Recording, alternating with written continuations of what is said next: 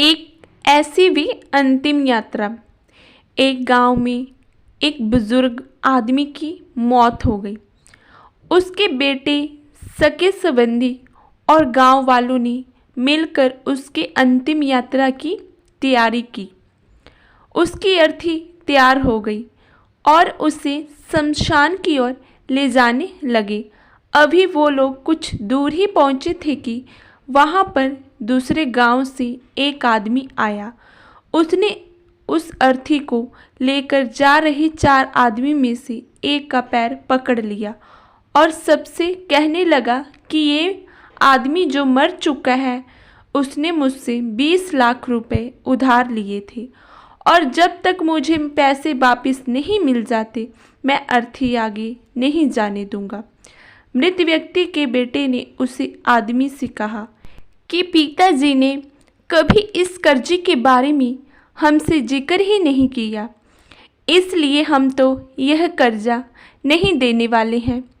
जब बेटे ने ही मना कर दिया तो उस मृत व्यक्ति के भाइयों ने भी कहा कि जब बेटे ही मना कर रहे हैं तो हम भी इस कर्जे की जिम्मेदारी नहीं लेने वाले हैं।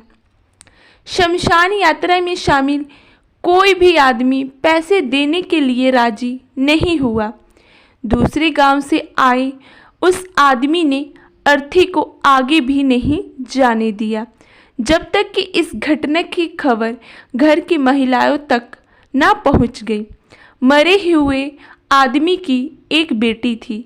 जब उस तक यह खबर पहुंची तो उसने एक पल भी ना सोचते हुए अपने सारे जेवरात और कीमती वस्तु लेकर वहां पर पहुंच गई और उस आदमी को वह सारी चीज़ें देते हुए बोली, आप इन सब चीज़ों को बेचकर पैसे ले लीजिए।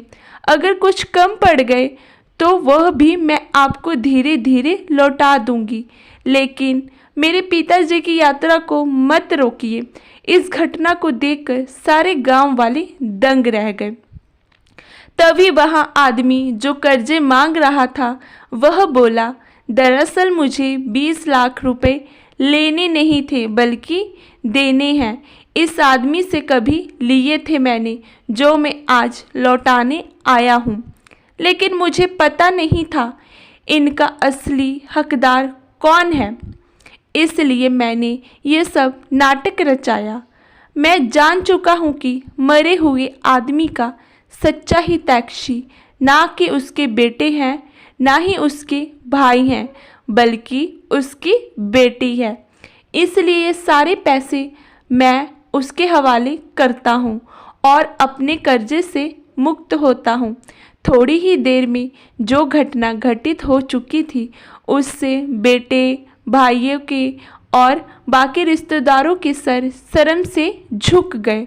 इसलिए हमेशा दुआ करना कि हर किसी को एक बेटी ज़रूर हो, क्योंकि बाकी सब तो माता पिता की दौलत को अपना समझते हैं, लेकिन बेटियां माँ बाप को ही अपनी दौलत समझती हैं। कहानी कैसी लगी कृपया कमेंट में ज़रूर बताइएगा।